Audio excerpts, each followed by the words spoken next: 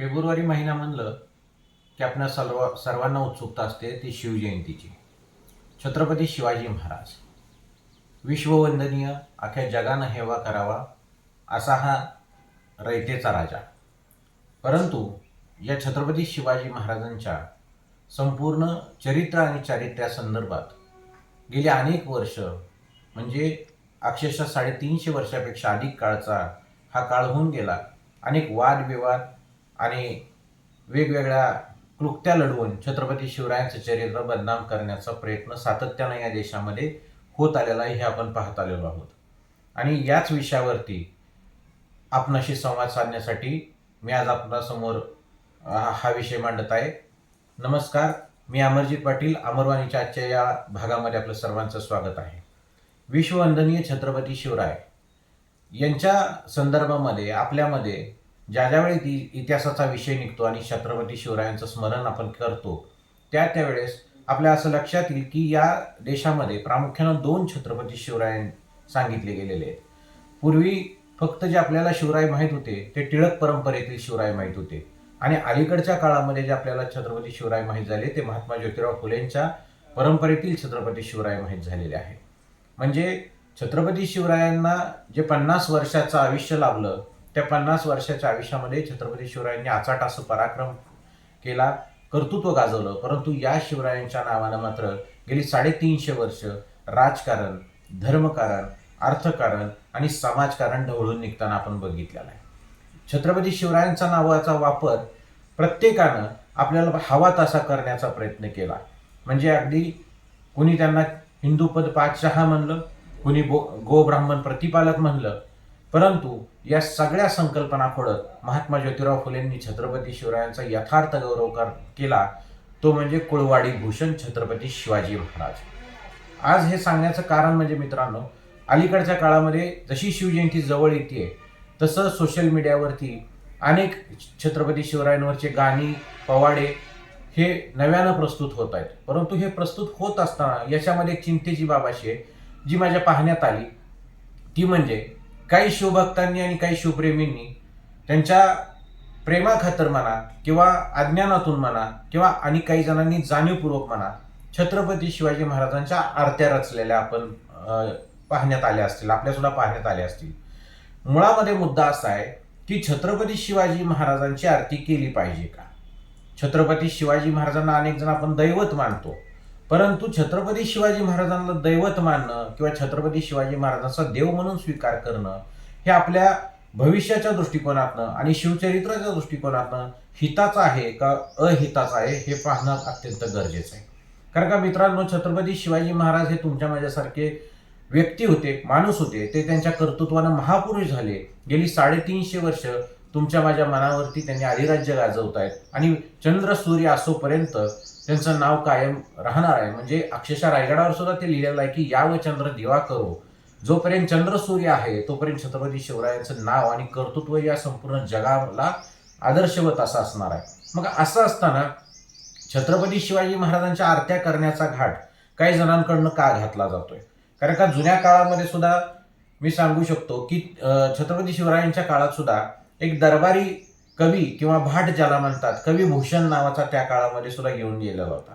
आणि त्यांनी सुद्धा असं म्हटलेलं होतं की काशी की कला जाती मथुरा में मस्जिद होती, काशी की कला जाती मथुरा में मस्जिद होती, शिवाजी राजे तुम ना होते तो सुन्नत होती सबकी. आता खरं तर दरबारी भाटांचं काव्य हे अत्यंत स्तुतीपर असतं. कवी भूषणांनी जे काही लिहिलंय ते इतिहासाला धरून आहे का? तर निश्चितपणानं ते इतिहासाला धरून नाही आहे. कारण का शिवाजी तुम न होते तो सुन्नत होती सबकी असं जे म्हणलेलं आहे, त्याच्यामध्ये आपण या ठिकाणी लक्षात घेतलं पाहिजे की औरंगजेबाच्या दरबारात असणारे ईश्वरदास नागर असतील, भीमसेन सक्सेना असतील, हे जे काही ब्राह्मण होते यांची कधीच सुन्नत झाली नाही किंवा यांचं कधीच धर्मांतर झालेलं नाही आहे. त्यामुळं एखाद्या भाटानं केलेलं काव्य म्हणजे इतिहास नव्हे हे आपण लक्षात घेतलं पाहिजे. आणि त्याच धर्तीवरती आताच्या काळामध्ये ज्यावेळेस आपण छत्रपती शिवरायांचा उल्लेख किंवा गौरवीकरण करण्यासाठी आरत्या रचतो, त्याच्यामध्ये शिवाजी महाराजांची आरती रचण्याचा प्रयत्न करतो, त्यावेळेस मला असं वाटतं की आपण न कळतपणे आणि काही जण जाणीवपूर्वक छत्रपती शिवाजी महाराजांचं दैवतीकरण करताय, छत्रपती शिवाजी महाराजांना दैवत्व बहाल करताय. बरं, मूळ मुद्दा असा आहे, छत्रपती शिवाजी महाराज देव आहेत का? तर छत्रपती शिवाजी महाराज देव नाहीत, हे आपण लक्षात घेतलं पाहिजे. छत्रपती शिवाजी महाराज हे महापुरुष आहेत आणि त्यामुळं आणखी असं पुढे जाऊन म्हणता येईल की छत्रपती शिवाजी महाराज देव तर नाहीतच, परंतु छत्रपती शिवाजी महाराज हे संबंध सगळ्या देवदेवतांपेक्षा, अगदी 33 कोटी देवदेवतांपेक्षा सुद्धा सर्वश्रेष्ठ आहेत. कारण का, या छत्रपती शिवाजी महाराजांच्या संदर्भातच प्रबोधनकार केशव सीताराम ठाकरे त्यांच्या दगलबाज शिवाजी या पुस्तकाची सुरुवात करताना असं म्हणतात की अखिल महाराष्ट्राच्या इतिहास पाहता 33 कोटी देवांची पलटण पेन्शनीत निघेल आणि एकटे छत्रपती शिवाजी महाराज या मराठी जनांच्या किंवा हिंदू जनांच्या, हिंदुस्थानी लोकांच्या हृदय सिंहासनावरती ईश्वर म्हणून किंवा परमेश्वर म्हणून विराजमान झालेले आहेत. म्हणजे छत्रपती शिवाजी महाराजांच्या घोषणेमध्ये एवढी ताकद आहे की या देशातील 33 कोटी देवांची फलटण ही पेन्शनीत निघते. हे प्रबोधनकार केशव सीताराम ठाकरेंचं मत आहे. आणि त्यामुळं ज्या वेळेस आपण छत्रपती शिवरायांचं गौरवीकरण करण्याचा प्रयत्न करतो त्यावेळेस मित्रांनो आपण ते महापुरुष म्हणूनच केलं पाहिजे. कारण का छत्रपती शिवाजी महाराजांची जर आपण आरती करणार असू तर आपण एक लक्षात घ्या, कालांतरानं जर छत्रपती शिवाजी महाराजांचं दैवतीकरण करण्यात आलं तर शिवरायांनी त्यांच्या 50 वर्षाच्या आयुष्यामध्ये जेवढे पराक्रम गाजवले, याला पराक्रम न म्हणता चमत्कारांची जोड दिली जाईल. आणि शिवाजी महाराजांनी फक्त चमत्कार केले, कालांतरानं कदाचित यांच्या नावानं पोथी पुराणं निर्माण केली जातील आणि त्या काही लोकांच्या पोटापाण्याचा सुद्धा प्रश्न सोडवला जाईल.